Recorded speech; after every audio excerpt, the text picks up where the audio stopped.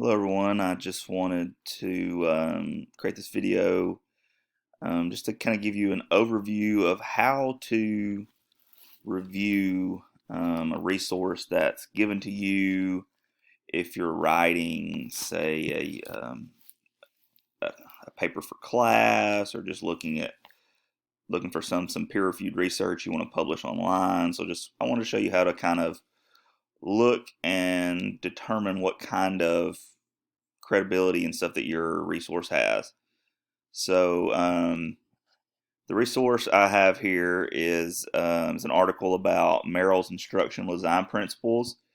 Um, it was published by the Instructional Design of Australia. So the first thing I want to do is kind of figure out first thing who wrote the article, and there's no listed author for this article.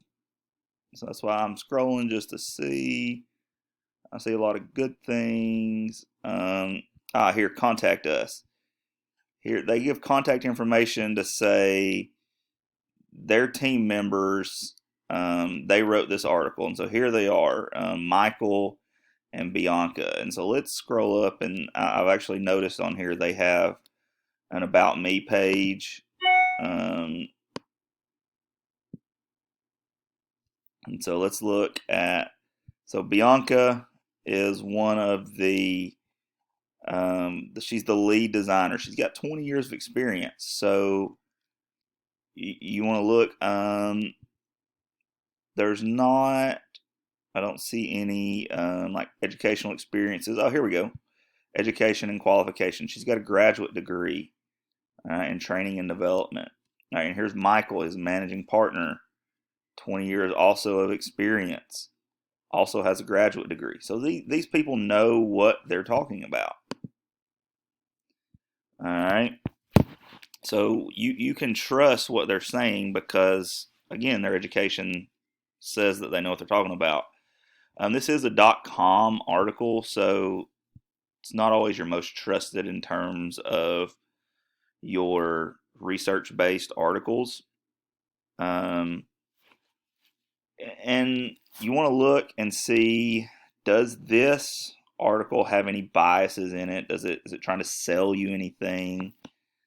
I've read through it. This is obviously an instructional design article. I think this is more just kind of an overview article, just trying to let you know about this. It does have some other articles that are linked to it, some blog posts and stuff, and I'm sure they get paid off of the internet traffic they get here. So very little bias, if any, on here.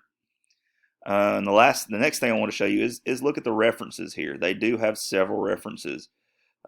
Merrill himself here, they're referencing him in his book. Several different references. The newest reference being from 2012 all the way back to 1992. So they've ranged a long way in these articles here. You do want to check when this article was written, and I can say I've looked through this article and it did not have a date that it was published on here. You could reach out to these people and ask them when they wrote it, but it does say here at the bottom that their website is updated to 2022, which is the current year. Okay. And like I said, we've checked the references, we've checked the articles, and then you really want to look at the content. Is it appropriate for the people you're trying to reach? Is it appropriate for your focus? Is it going to be appropriate for that?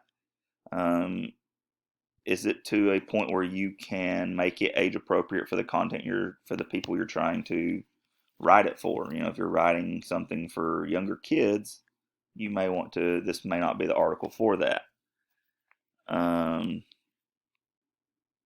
And then the last thing to check is, does the article support or refute the idea you're trying to get across? If it's just purely research, you're not making hypothesis or anything, then you can just report what they're saying. If you have a theory or, like I said, a hypothesis, then you want to see, what is this person actually saying?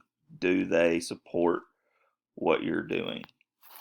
I hope this has been beneficial. If you have any questions, you can comment below, and I'll try to answer them to the best of my ability. Thank you.